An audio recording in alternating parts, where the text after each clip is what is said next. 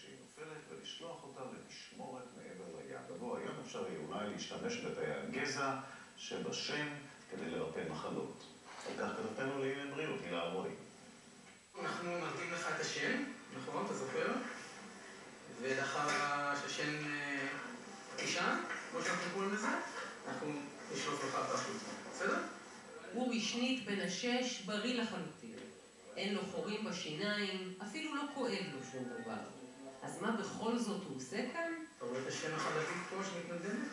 היום אנחנו נעקור את השן הזאת, ובמקום לשלוח אותה מתחת לכרית ושהאפייה תבוא דרך המתנה, אנחנו נשלח אותה רחוק למעבר לים, ושם יפיקו מהשן הזאת מידע מאוד מאוד חשוב על הבריאות שלך. אז כן, שמעתם נכון. פיית השיניים פיתתה את מקומה לטובת הטרנד הכי חם היום ברפואה המודרנית. הקפאת שיני חלב למטרות שימור תאי גזע. השן החלבית הזאת עומדת ליפול בכל מקרה. אנחנו הולכים דקה או זמן קצר לפני שהיא נופלת, לנצל את העובדה שהיא בדרך החוצה, לעקור אותה באופן יזום, ולנצל אותו מידע בגנטי שיש בתוך השן.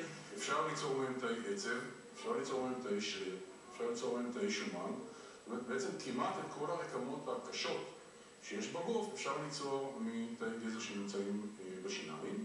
וכך זה עובד. במקום לחכות שהשן המתנדנדת תנשור ותמות, קובעים תור אצל רופא השיניים שעוקר את השן החלבית. האחיינית שלי עברה פרוצדורה דומה לפני מספר חודשים, וזה נראה לי דבר מאוד טריוויאלי. היא צמיתה קטנה ותספור עוד 10, לא? מיד לאחר העקירה, השן מוכנסת לתמיסה סטרילית ולהקפאה בתוך ערכה מיוחדת.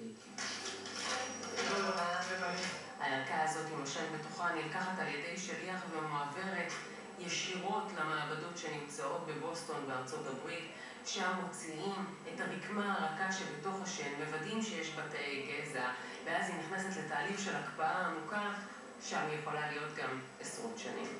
פה יש מצב שבו מהשן עצמה אפשר להפיק בעתיד תרופות עבור מחלות ספציפיות של הילד חס וחלילה אם יפקדו אותו. מחלות כמו פרקינסון, אלצהיימר, ALS, בטח שמות שכל אחד מכיר וכל אחד נתקל בהם.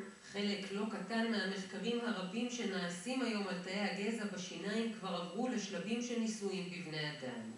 אך למרות שמדובר בהליך רפואי חדשני שעלותו בין מאות לכמה אלפי שקלים בשנה, לאביו של אורי יש דעה מאוד ברורה בנושא. בדיוק כמו שאני משלם גם ביטוח רפואי אישי או ביטוח משלים בקופת חולים, בסוף העלות השולית היא קיימת, אי אפשר להגיד שהיא לא קיימת, אבל אני חושב שבסדר העדיפויות בחיים היא מצדיקה. ואם מישהו דאג שאורי לא יקבל בסוף מתנה... אל תדאג מתוק, אפיית שיניים תבוא בלילה. מה עם השן